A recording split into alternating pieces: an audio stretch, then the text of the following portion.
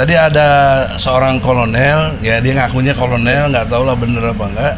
Suruh kita ini hati-hati, karena kita ini Adinda Ahmad, saya dianggap orang kentir. Kentir itu apa, Pak? Gila. Gila. Jadi kita orang gila katanya. Majnun. Majnun. Dan bahkan ada ancamannya akan dibunuh kalau tidak mau ini, dan mereka lagi cari dana katanya atau senjata atau apa. Masya Allah. Mari gunakan akal pikiran, gunakan akal sehat untuk melihat sesuatu.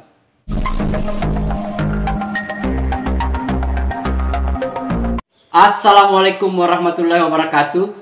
Salam sejahtera untuk kita semua, salam demokrasi dan salam pluralisme. Oke sahabat-sahabat, jumpa lagi di Rahmat Channel. Nah kali ini sahabat-sahabat, itu masih sekaitan dengan persidangan si Sugi Nur dan si Bambang Tri. Nah tapi kali ini sahabat-sahabat, Egy Sujana itu merasa terancam nyawanya merasa terancam karena ada informasi bahwa dia akan disolimi, dia akan dibunuh, sahabat-sahabat. Nah untuk lebih jelas dan lengkapnya sahabat-sahabat, mari kita lihat konferensi pers yang mereka lakukan Kaitan dengan situasi yang ada ini. Kita melihat tadi ada seorang kolonel, ya dia ngakunya kolonel, nggak tahu lah bener apa enggak. Suruh kita ini hati-hati, karena kita ini Adinda Ahmad, saya dianggap orang kentir. Kentir itu apa, Pak? Gila. Gila. Jadi kita orang gila katanya. Majnun. Majnun. Waktu dulu pernah kita dengar nggak Nabi Muhammad dibilang apa? Masya Allah. Ya. Majnun juga. Jadi kita sebagai pengikut Muhammad sudah benar berarti, karena anggap gila. Ya. Masa membela orang dianggap gila, coba bayangkan. Padahal dengan advokat kan begitu ya. Jadi Andika juga ikut gila nih. Betul. Masya Allah. Dan bahkan ada ancamannya akan dibunuh kalau tidak mau ini, dan mereka lagi cari dana katanya atau senjata atau apa. Masya Allah. Jadi telah terjadi proses adu domba di masyarakat. Ini warning, kita bukan so jago, saya nggak nantang-nantang, tapi konsekuensi logis saja lah. Balillahumma maulakum wa huwa khairun nasirin. Jadi sesungguhnya Allah lah pelindung dan penolong terbaik. Jadi kalau kita berlindung dan minta tolong kepada Allah, semoga Allah membantu dan menolongnya. Amin. Nah, untuk itu ya, kita masih kasih kesempatan kepada Presiden Jokowi yang dimuliakan oleh kita semua, karena dia suka nggak suka ya Presiden kita, tidak boleh kita berbuat yang tidak sesuai undang-undang. Maka sesuai undang-undang, karena ini forum di pengadilan penentuan benar salah, yang benar adalah Anda datang ke sini atau perintah Jaksa Agung perintah kepada jaksa penyidik yang ada di sini yang mengadili untuk membawa ijazah aslimu. Wahai Jokowi, tolong bawa, perintahkanlah. Karena kalau itu Anda bawa, itu selesai kasus ini. Kasus ditutup. Bambang Tri dan Gus Nur hoak, telah melakukan kesalahan. Namun bila tidak juga sampai akhirnya, dan saya pastikan tidak, karena dia sudah menampilkan 22 orang saksi, 5 orang saksi ahli, 17 orang saksi fakta. Semua tidak ada yang pernah lihat ijazah asli Jokowi. Kan big question, pertanyaan besar, pertanyaan seriusnya, punyakah Jokowi ijazah aslinya? Nah, itu akan terus berlanjut kepada anak kalau nggak selesai.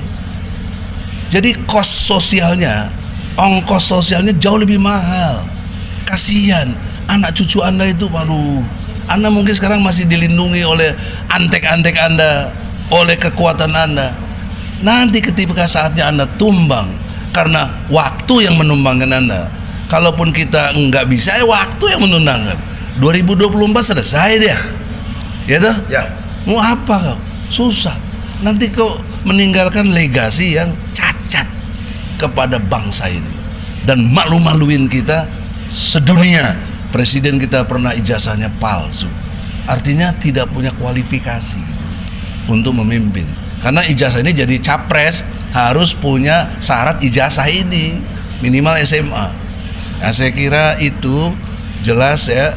Nanti diharapkan mungkin dari Adinda Andika ada lagi yang perlu disoroti supaya sidang ini dua saksi dari kita ini bisa lebih menguak lagi. Nah, itu tadi sahabat-sahabat, videonya kita sudah lihat ya, bagaimana Egy Sujana termasuk Ahmad Hosinuddin dan Andika, pengacara dia yang di sekelilingnya itu banyak pendukung kayaknya, atau apa ya, penggemar mereka di depan pengadilan atau di depan ruang persidangan.